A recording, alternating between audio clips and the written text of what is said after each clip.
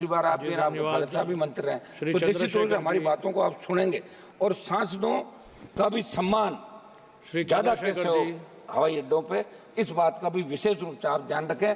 आम आदमी जो सिक्योरिटी को लेकर कई बार शिकायत आती है कि आम आदमी परेशान, आम आदमी तो ये सारा आपस में सामने से बिठा के और इस हमारी जो हवाई जहाज से जो इस वर्ल्ड के अंदर जो हमारी हिंदुस्तान की हवाई सेवा है वो बेहतर कैसे बने, आम आदमी को इसका फायदा मिले। और देरी से कई बार धन्यवाद बेनीवाल जी, धन्यवाद खत्म कर रहा हूँ मैं मेरा ही बता दूं आपको। कई बार वो जयपुर जाना था, 7 बजे का मैंने कराई खादी थी और बेनीवाल जी धन्यवाद, बेनीवाल जी धन्यवाद। 2.5 घंटे देर नथिंग विल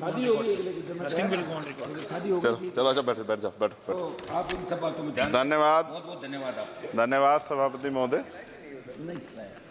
मैं आपने मुझे मौका दिया इसके लिए धन्यवाद।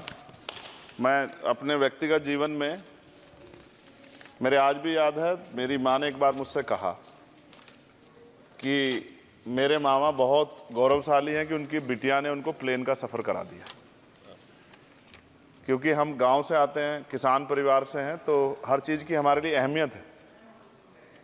मैंने भी ये तय किया था कि मैं अपनी सैलरी से अपनी माँ को एक बार हवाई जहाज़ का सफ़र ज़रूर कराऊंगा। अब हालात ऐसी हैं, आप बेहतर जानते हैं, हमने देश भी जानता है, सब लोग जानते हैं कि गरीब आदमी हवाई जहाज में सफ़र नहीं कर सकता। प्रधानमंत्री जी तो कहा था बहुत दिन पहले कि चप्पल वाला जो है हवाई जहाज में सफ़र करेगा, लेकिन आज हालात ऐसे, किराया भाड़ा इतना बढ़ गया है, जो नीतियाँ हैं उसकी वजह से कि गरीब आदमी सफ़र नहीं कर सकता है। गरीब आदमी तो ट्रेन में AC के डब्बे में सफ़र नहीं कर सकता, इस तरह के हालात। तो मेरी मंत्री जी से मांग है कि कोई व्यवस्था ऐसी की जाए कि जो करोड़ों महिलाएं देश की हैं, करोड़ों परिवार ऐसे जिन्होंने सपना ही देखा हवाई जहाज को जाते, उनको भी एक बार मौका मिले कि हवाई जहाज का सफर कर लें। तो अगर किराया सस्ता होगा तो शायद वो प्रयास कर सकते हैं, उनके बच्चे प्रयास कर सकते हैं। साथ साथ वायु यात्रा में सेफ्टी सिक्योरिटी का बहुत ज़्यादा ध्यान रखने की जरूरत है। कई बार हादसे हुए हैं, कई चीज़ों पर हमें गौर करना है। साथ साथ ज़्यादातर एयरपोर्ट जो है वो प्राइवेट हो गए और प्राइवेट होने की वजह से कर्मचारियों का शोषण होता है। कर्मचारियों की, क्योंकि हमारे यहाँ बेरोजगारी बहुत है, तो कर्मचारियों को वहाँ काम करने में जो सैलरी मिलती है उसमें एक बार का टिकट भी नहीं आता कई जगह पे। तो मेरी आपसे ये आग्रह है कि जिन लोगों जो प्राइवेट हो गए वहाँ भी सैलरी कम से कम न्यूनतम वेतन इतना होना चाहिए 20,000 रुपये कि वो अपने परिवार का भी और सफ़र भी वो कभी कर ले, ऐसा मौका भी उन्हें मिलना चाहिए।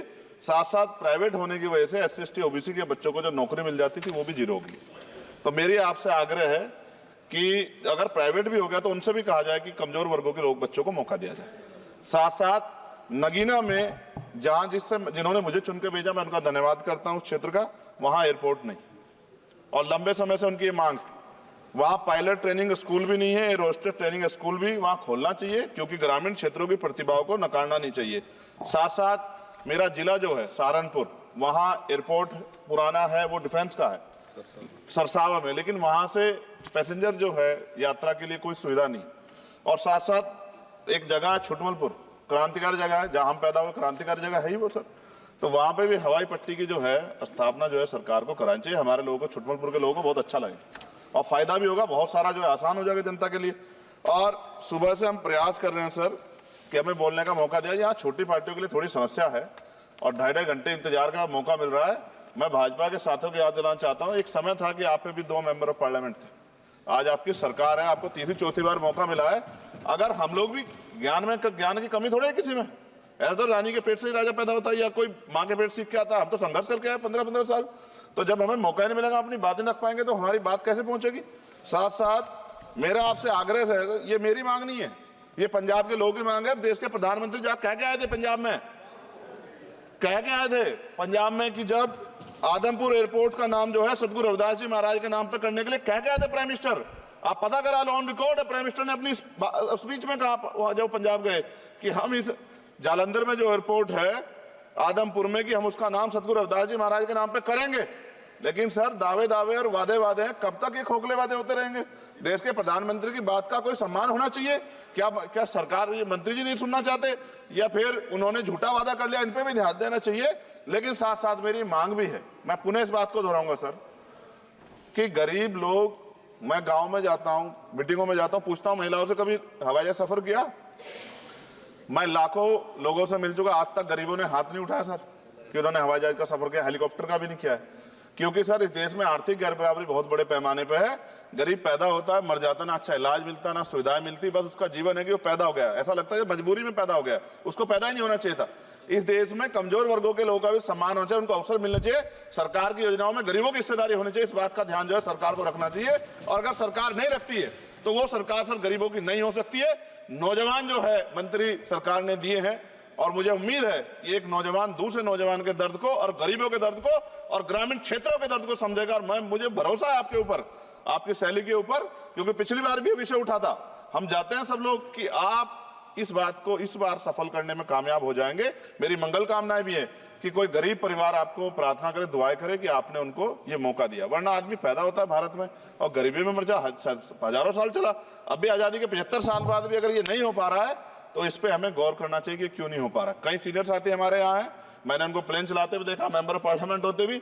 मेरा विश्वास है कि अगर इधर से भी और इधर से भी सब लोग जनता के विषय में सोचेंगे तो जनता की जिंदगी आसान होगी, जो कि अभी नजर नहीं आती। और मैं फिर आपसे आग्रह करूंगा, आप चेक कराइए, SC ST OBC के बच्चों को वैसे ही नौकरी नहीं मिल रही है, और जब ये पूरा सेक्टर प्राइवेट हो जाएगा तो क्या रिजर्वेशन करेंगे हम लोग? क्या फायदा रिजर्वेशन का? जब SC ST OBC के बच्चों क्या रिजर्वेशन का फायदा? गाली तो खाते हैं इस नाम पे, लेकिन रिजर्वेशन ही कहां मिलेगा जब सब प्राइवेट हो जाए? प्राइवेट वाले कहां दे रहे हैं? तो उनको कहिए कि प्राइवेट सेक्टर में मैं विधेयक लेके आया, निजी विधेयक, कि प्राइवेट सेक्टर में SC ST OBC के बच्चों को मौका मिलना चाहिए। सुप्रीम कोर्ट का एक ऑर्डर आज चर्चा हुई इसमें कि भाई क्रिमिलेयर होगी। कितने अरबपति बने आप लोग? कितने लोगों पे हवाई जहाज बताइए? SC ST के लोगों पे कितने लोगों पे हेलीकॉप्टर बताइए? आप कुछ नहीं है आपके पास आंकड़े। सब लोग मिलकर गरीबों को चलना चाहते हैं, ये गलत है सर। मैं आपका धन्यवाद करूंगा पुनः सर, और क्योंकि हम ही कोरम पूरा करते हैं सर, देख लीजिए आप, हम ही बैठे कोरम पूरा करते हैं। हमें विश्वास है अपने देश की पार्लियामेंट पे कि आज नहीं तो कल इस पार्लियामेंट से गरीबों के लिए कानून बनेंगे और गरीबों के लिए पॉलिसियां बनेंगी और गरीबों को भी सम्मान का जीवन मिलेगा, ऐसा हमें विश्वास है। मैं आपका धन्यवाद करता हूं और मुझे उम्मीद है नौजवान हमारे मंत्री से कि वो गरीबों की बात को सुनेंगे और हम लोगों की पीड़ा को समझेंगे और हमारे क्षेत्रों में काम कराने का। धन्यवाद। श्री रविंद्र